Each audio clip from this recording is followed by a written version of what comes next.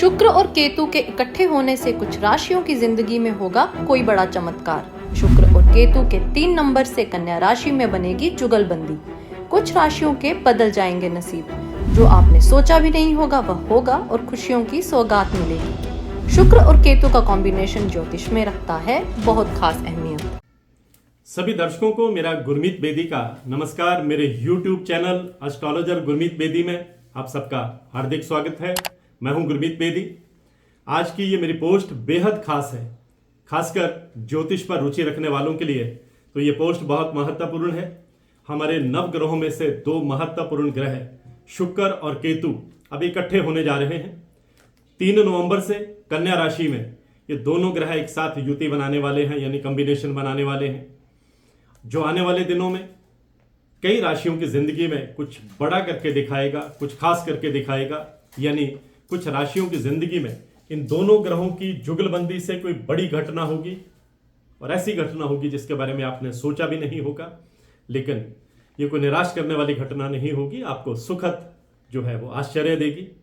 मैं अपने दर्शकों को बताना चाहूंगा कि ज्योतिष में शुक्र और केतु का कॉम्बिनेशन बेहद महत्वपूर्ण माना जाता है।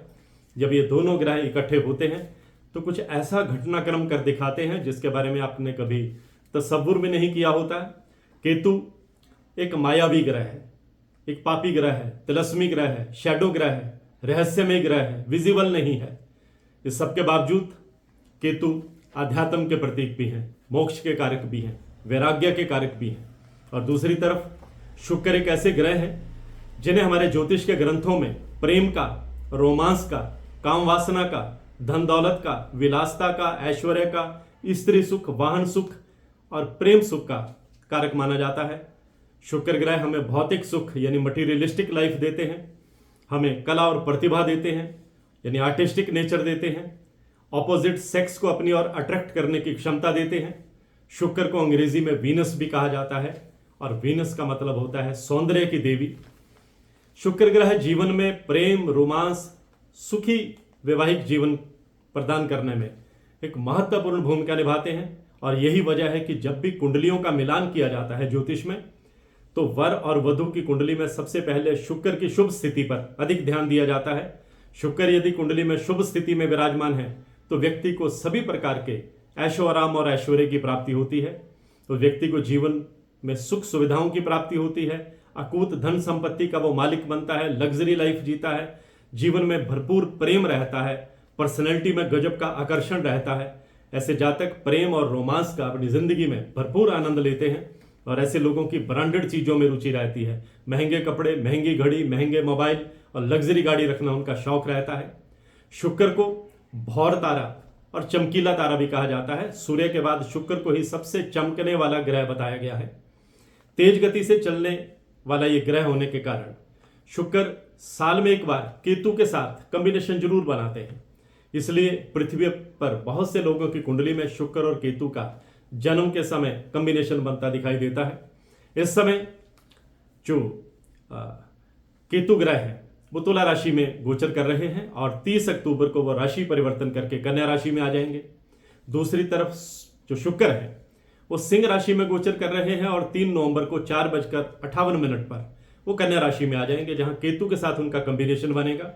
इसलिए 3 नवंबर का दिन ज्योतिष की दृष्टि से बेहद खास रहेगा, क्योंकि कन्या राशि में शुक्र और केतु इकट्ठे हो जाएंगे। मैं अपने दर्शकों को बताना चाहूंगा कि केतु और राहु इन दोनों को असुर ग्रह माना जाता है, और शुक्र ग्रह को असुरों का गुरु माना जाता है, शुक्राचार्य कहा जाता है। अब यूं भी कह सकते हैं कि गुरु और चेला 3 नवंबर को एक साथ आ रहे हैं। इन दोनों ग्रहों की आपस में मित्रता भी है। केतु ग्रह 18 महीने तक कन्या राशि में रहने वाले हैं, शुक्र 1 महीना यहां पर कन्या राशि में रहेंगे।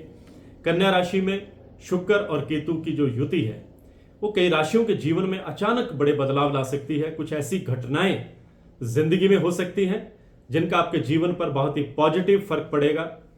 और ऐसी भाग्यशाली राशियां कौन सी हैं, इस बारे में मैं आपको बताने जा रहा हूं। और पहली राशि जो है, जो भाग्यशाली राशि है, वो कर्क राशि है।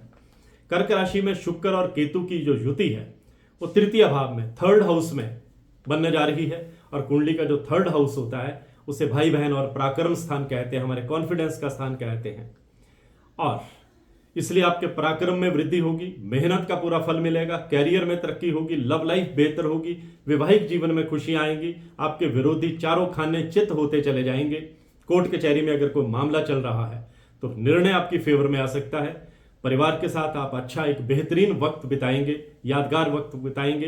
पैतृक संपत्ति का आपको लाभ मिल सकता है और विदेश जाने की हसरत आपकी पूरी हो सकती है। दूसरी भाग्यशाली राशि कन्या राशि है। हालांकि कन्या राशि शुक्र की नीच राशि है, इसके बावजूद कन्या राशि में शुक्र और केतु का कॉम्बिनेशन कन्या राशि वालों को बहुत बड़ी राहत देने वाला है।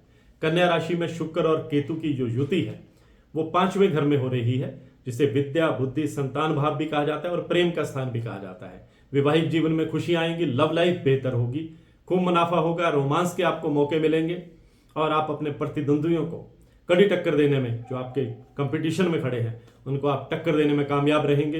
इनकम के नए सोर्स बनेंगे, आपकी जो आर्थिक स्थिति है मजबूत होगी और शुक्र और केतु की जुगलबंदी से कन्या राशि वाले अच्छा खासा पैसा कमाएंगे और बचत करने में भी कामयाब रहेंगे। आपकी प्रतिभा का डंका बजेगा, आगे बढ़ने के मौके मिलते जाएंगे।